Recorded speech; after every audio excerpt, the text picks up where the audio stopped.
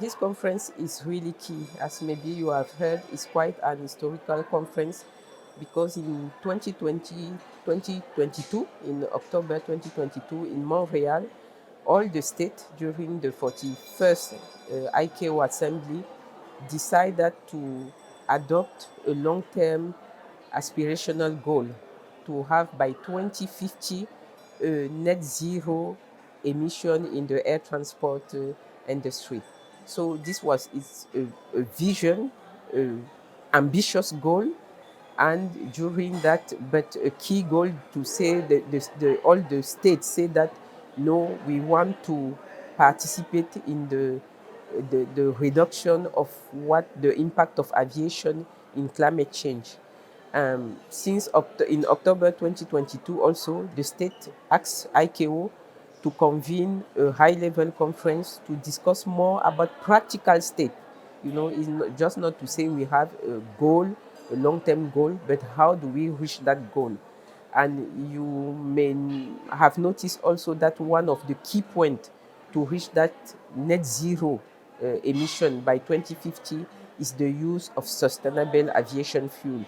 One of the aircraft can fly with as all engine with fuel, and up to now we have been using mostly fossil fuel. And so there is a revolution happening where we say to reduce our footprint in the world, we have to use sustainable aviation fuel that coming from renewable feedstock. So this conference is key to say how do we go about that. It's the first conference that will have a framework to say how do we go about that in terms of policies, in terms of regulation, in terms of cooperation, in terms of financing. It's really an, if I can say, an historic moment because it's now that the energy transition is starting and we are laying the foundation. ICAO would like to continue to coordinate. How ICAO is the one coordinating all member states. They want a clear direction, like can we have a quantified goal? We say we want to use staff, we want to reduce emission, but to monitor progress, to be effective, we have to say what is the amount that we want, by which year, etc. So from the broad vision now, we want to have quantify, so to have clear milestone to monitor.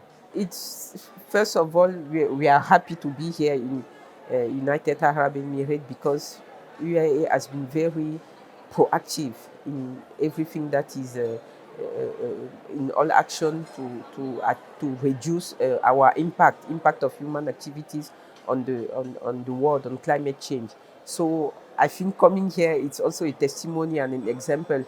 But having this event just before COP28 is going to COP28 with a unified voice from the aviation sector.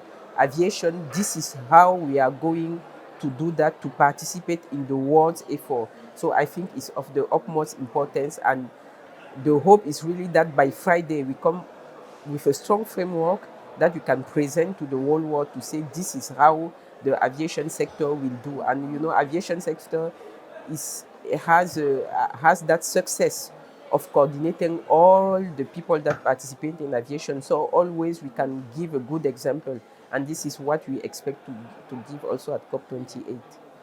Um, the government of Cameroon and the government of United Arab Emirates have decided to cooperate.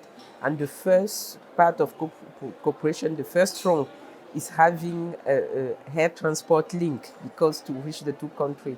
So in 2020, both countries signed a bilateral agreement to establish air transport services between the two countries. So it was the first important step to establish a strong relationship, and we hope that very soon an airline will deserve directly to have direct flight from Cameroon to United Arab Emirates. Generally, it will help to boost the cooperation in all other sector, investment and etc. Yeah.